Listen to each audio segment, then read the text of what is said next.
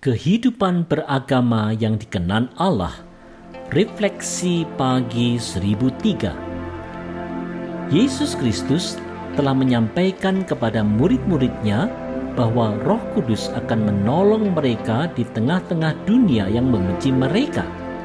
Mengapa Yesus menyampaikan hal itu?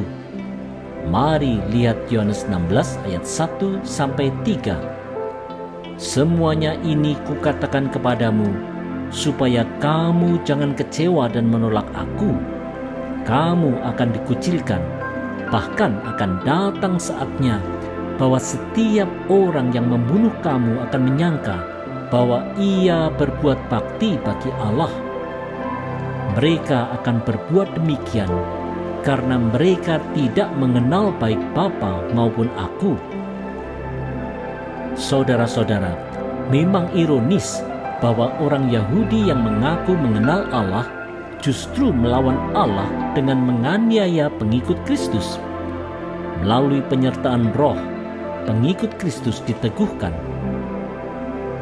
Saudara-saudara, penganiayaan atas nama Allah telah terjadi di masa lalu, di mana pimpinan agama Yahudi telah merencanakan serta berbuat jahat kepada Yesus.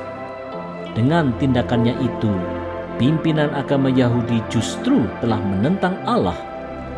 Agama telah dijadikan alat untuk menindas mereka yang tidak sejalan. Dalam rasa pengabdian yang salah kepada Allah, penindasan justru telah terjadi. Bagaimana seharusnya kita bersikap? Kita sebagai pengikut Kristus tidak boleh merasa kecewa dan kecil hati, tetapi justru kita haruslah selalu mawas diri untuk tidak melakukan hal yang serupa dengan pimpinan agama Yahudi dulu. Janganlah sampai keagamaan kita justru tidak diperkenan Allah. Marilah kita menjalani kehidupan di dalam kekuatan Roh Kudus saja.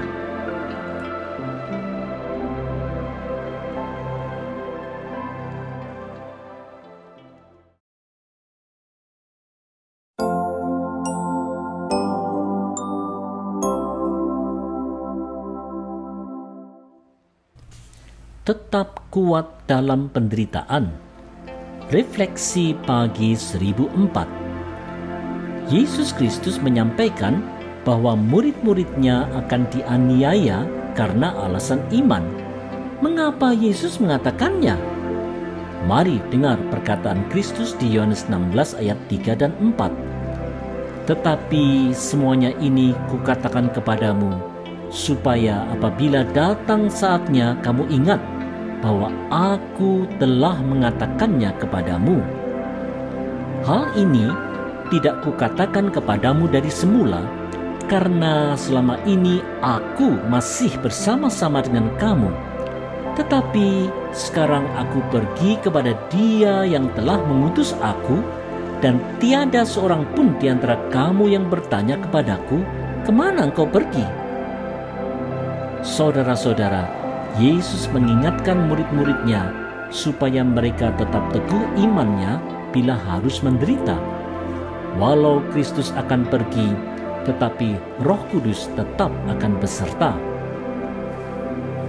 Saudara-saudara, penganiayaan karena seseorang beriman pada Kristus tidak hanya terjadi di zaman Yesus, tetapi juga terjadi di masa kini dalam berbagai bentuk, baik penganiayaan fisik maupun mental. Mengikut Kristus memang tidaklah mudah karena ajaran Kristus memang berbeda. Meskipun demikian, Yesus Kristus tidaklah pernah membiarkan orang percaya sendirian saja. Yesus Kristus yang sudah pergi kepada Allah Bapa telah mengutus Roh Kudus-Nya untuk menyertai orang percaya. Oleh karenanya, marilah kita terus beriman pada Allah di dalam Yesus Kristus dan tetap setia walaupun menderita. Percayalah bahwa Roh Kudus akan memberi kekuatan dan penghiburannya dalam kita menghadapi berbagai tantangan kehidupan.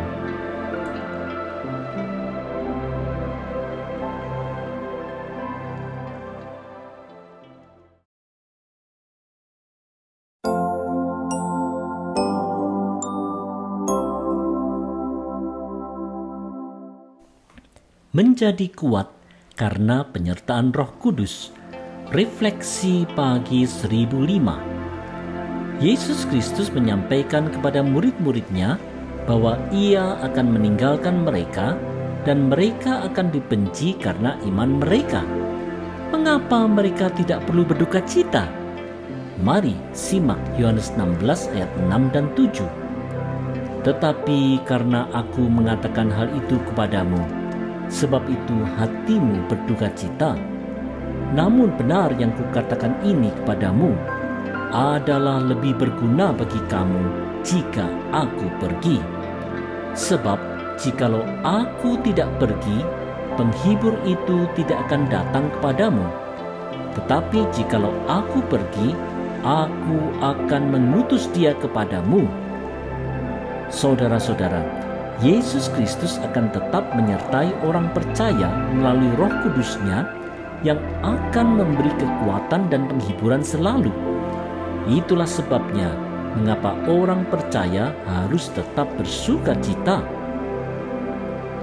Saudara-saudara, dalam menghadapi setiap tantangan kehidupan, orang Kristen telah dimampukan Kristus untuk tetap bisa bersuka cita karena Kristus telah mengutus Roh Kudus-Nya untuk menyertai orang percaya. Roh Allah akan selalu memberikan kekuatan dan penghiburan sejati bagi kita semua yang mau bersandar pada Allah.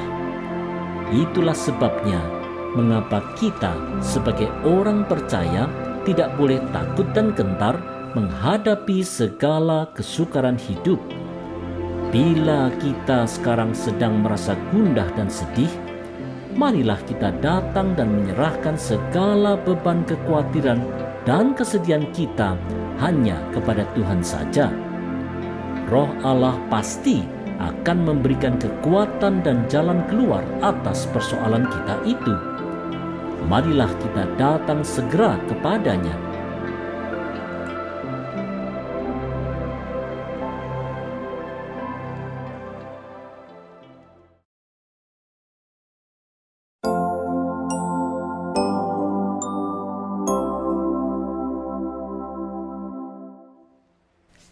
Kerja Roh Kudus bagi manusia. Refleksi pagi 1006. Apa peran Roh Kudus bagi manusia? Mari dengar perkataan Kristus di Yohanes 16 ayat 8 sampai 11. Dan kalau Ia datang, Ia akan menginsafkan dunia akan dosa, kebenaran dan penghakiman. Akan dosa karena mereka tetap tidak percaya kepadaku. Akan kebenaran, karena aku pergi kepada Bapa dan kamu tidak melihat aku lagi. Akan penghakiman, karena penguasa dunia ini telah dihukum. Saudara-saudara, Roh Kudus akan bekerja di hati manusia supaya manusia menjadi insaf akan dosanya dan mau bertobat. Manusia akan menjadi insaf pula akan kebenaran yang disampaikan Kristus, Sang Anak Allah, serta insaf akan adanya penghakiman Allah yang adil kelak. Tanpa Roh Kudus, tidaklah mungkin manusia untuk insaf dan bertobat. Saudara-saudara, melalui berbagai pelayanan, orang Kristen sudah diutus Allah dari masa ke masa untuk membawa kabar baik tentang keselamatan dalam Yesus Kristus. Bagaimana kemudian seseorang bisa insaf akan dosanya, bertobat, dan menjadi pengikut Kristus? Kalau seseorang bisa menjadi percaya Kristus, ini ternyata semata-mata karena kerja Roh Kudus yang bekerja di dalam hati sanubari manusia. Bisa menjadi percaya Kristus memanglah sebuah anugerah. Oleh sebab itulah, kita harus sadar bahwa tugas kita adalah memberitakan kabar baik dan bukanlah menobatkan orang, karena hanya Roh Kuduslah yang mampu mengubah hati manusia. Marilah kita membawa kemuliaan bagi Allah saja dalam pelayanan dan kehidupan kita.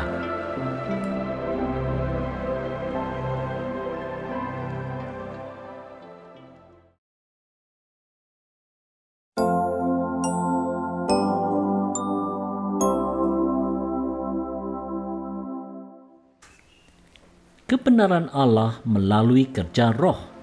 Refleksi pagi 1007. Apa peran Roh Kudus bagi orang percaya? Mari dengar perkataan Yesus Kristus di Yohanes 16 ayat 12 dan 13. Masih banyak hal yang harus kukatakan kepadamu, tetapi sekarang kamu belum dapat menanggungnya. Tetapi apabila Ia datang, yaitu Roh kebenaran, Ia akan memimpin kamu ke dalam seluruh kebenaran, sebab Ia tidak akan berkata-kata dari dirinya sendiri, tetapi segala sesuatu yang didengarnya itulah yang akan dikatakannya, dan Ia akan memberitakan kepadamu hal-hal yang akan datang. Saudara-saudara, setelah Kristus naik ke sorga, Roh Kudus dicurahkan di hari Pentakosta. Atas wahyu dari Roh saja, penulis kitab Perjanjian Baru kemudian menuliskan kitabnya untuk memimpin orang percaya ke dalam seluruh kebenaran Allah. Saudara-saudara, melalui Alkitab, Roh kebenaran yang diutus Allah Bapa dalam nama Yesus Kristus bekerja untuk menuntun orang percaya dalam memahami dan hidup di dalam seluruh kebenaran Allah. Kehendak Allah secara sempurna dan penuh telah dinyatakan melalui Alkitab. Itulah sebabnya gereja Tuhan harus sungguh-sungguh menjadikan Alkitab sebagai pusat kehidupan umat. Tidak hanya kebenaran Alkitab harus diajarkan dengan setia, tetapi terlebih lagi ajaran Alkitab haruslah dihidupi sehingga seluruh aspek kehidupan orang percaya menjadi benar-benar dipengaruhi oleh firman Allah. Hanya melalui kehidupan yang menaati firman-Lah kita semua bisa menjalani kehidupan yang berbuah banyak. Ayo kita hidup dalam firman.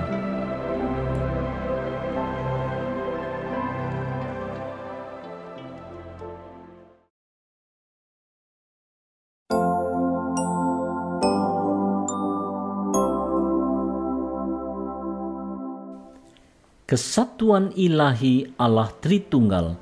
Refleksi pagi 1008. Bagaimana kesatuan Allah Bapa, Yesus Kristus dan Roh Kudus yang disampaikan oleh Kristus?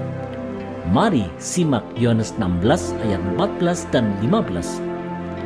Ia akan memuliakan aku, sebab Ia akan memberitakan kepadamu apa yang diterimanya daripadaku. Segala sesuatu yang Bapa punya adalah aku punya. Sebab itu aku berkata, Ia akan memberitakan kepadamu apa yang diterimanya daripadaku. Saudara-saudara, segala apa yang ada pada Allah Bapa ada pada Yesus Kristus. Apa yang disampaikan Roh Kudus adalah apa saja yang dikehendaki Kristus, dan apa saja yang dikehendaki Kristus pasti berasal dari kehendak Allah Bapa. Bapa, Anak, dan Roh memang satu adanya. Roh Kudus pasti akan meninggikan dan memuliakan Kristus senantiasa. Saudara-saudara, banyak orang di sepanjang segala masa telah mencoba memahami kesatuan ilahi antara Allah Bapa, Allah Anak, dan Allah Roh Kudus, dan tetap saja tidak memahaminya. Hal ini sudah tentu wajar saja terjadi, karena Allah Tritunggal adalah Allah yang maha besar, yang jauh melebihi segala yang ada di dunia ini, termasuk jauh melebihi pemahaman akal budi manusia. Oleh sebab itu, memahami Allah Tritunggal haruslah didasarkan pada apa yang disampaikan Allah melalui kebenaran Alkitab yang kemudian diterima dan diyakini dengan iman. Di dalam keyakinan iman yang berdasarkan wahyu Allah inilah kita akan memahami kesatuan ilahi dari Allah Tritunggal. ayolah kita belajar percaya pada firman Allah.